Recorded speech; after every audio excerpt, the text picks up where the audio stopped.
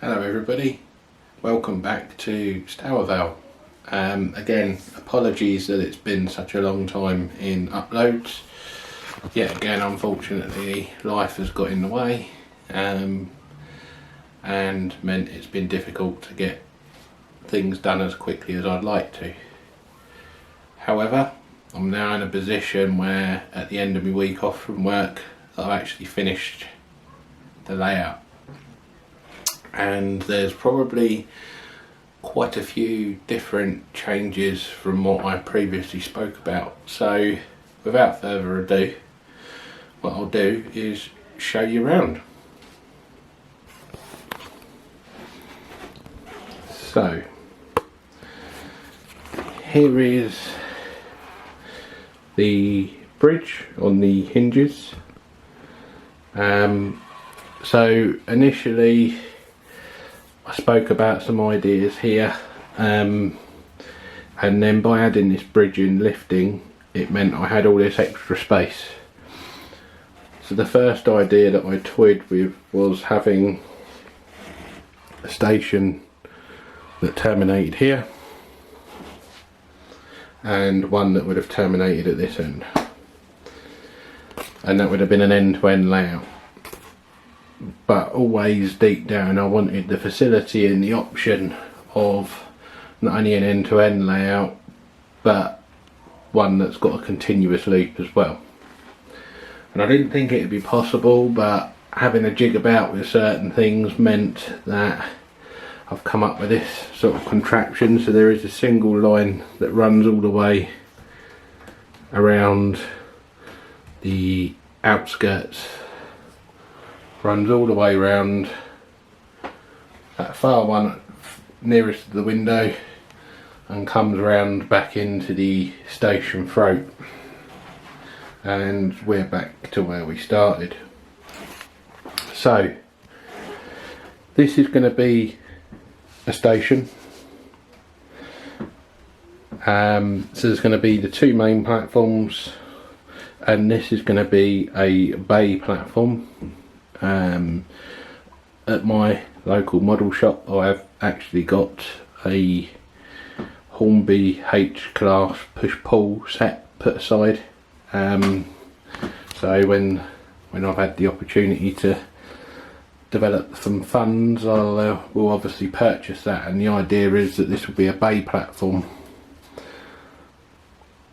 So as you'll be able to see from the point work, this obviously enables that if I wanted to terminate a train here, obviously I've got the facility of the run round, and it can run round in that platform. So this outer one here is part of the main loop that runs round. This is just a secondary platform, but also does have the potential that could also be a route that is diverted through as well, because when you look at it, it will come round here all the way round, and then here obviously where I've got the nice amount of points set up, you can see that there's the option to do that. So it basically would enable that there could be some sort of shunting going on with some stuff coming out the engine shed. At one point I didn't know whether I'd get the engine shed on there, and it might have been the location of the goods shed, but I did manage to squeeze the goods shed on, and I've done that in this location. So the other bit that it is as well is any goods trains in reality will have to come into the bay platform here, be split up and shunted accordingly. So hence why there's that complexity of point work, so that in reality a goods train could be brought in and any of the three platforms be split up and made ready. And then eventually obviously there is going to be some sort of limitations, because I've only got this space where you'd have to use the bay platform as a head shunt ready to run round into the goods road. Obviously that road runs right down through to the shed. That road is a siding just to store some wagons. I know it looks quite tight, but I'm yet to do some testing with that. Then obviously, as I say, this road here is the one that runs round, so you have got the option. This will probably be platform 2, so you could run round off the loop through there, obviously switch the points over and be able to connect one up. However, this route here is also the route round to the second station, which is here. And again, this is going to be a double platform, which you can see there's the 4-coach train there, and then at the end you've got the points here to act as the head shunt, to be able to, obviously with this one, bring the train into the station, unhook the loco, run it up, down and round, ready to run it back to the other station. And again, likewise, if you come in on this platform, take the loco off, run it up the head shunt and up the other vacant platform to run round. You'll notice that here I've also put a point and some siding space. It's a bit peculiar, but basically I've left that as a very, very small siding for the fact of, in the event of some shunting or sort of pick up goods sort of thing, you know, from a smaller, more rural countryside sort of station, it's going to be a sort of storage siding, either potentially for a loco, if a loco wants to sit there and wait its turn until it's going to be used again.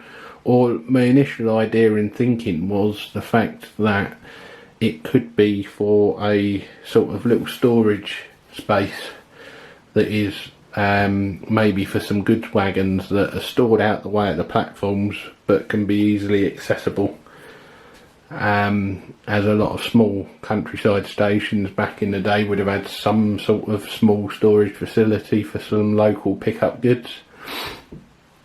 So it's probably a little bit bizarre, but it's just an idea that I had, because when this is built and I get to do the scenic side of it, about here where my hand is, this is actually going to be hidden, because my intention is to raise up enough just to obviously sit above carriages, so probably that sort of height up. Sorry, really bad, you can't see. That sort of height up, just so there's enough clearance. Make this a tunnel, but for the scenic side of things I'm going to have it sort of as an elevated part where there'll be some scenic areas. So the intention is from about there to probably somewhere around about there, that will be hidden out of sight, out of view. And I'll have to configure some sort of way, i.e. probably from a footbridge or something, etc., that people from the main town that would be up here obviously come down to the station. So it's just an idea that I've had. I know it's, if you was in a countryside you probably wouldn't have stuff built up that high and that would be unrealistic, but it's what I was trying to do in terms of hiding that running line, because the idea is this would be an isolated station out on its own, so the idea is that that needs to be hidden.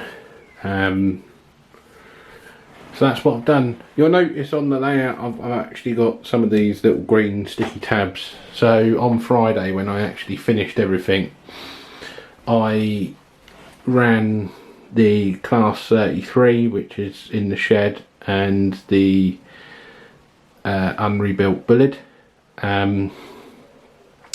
just testing it out basically, and to see what issues, if any there was. The Class 33 coped with it all well, because as you will remember, the idea of this whole changing of this layout and rebuilding is that I've made it so it's portable. So it splits here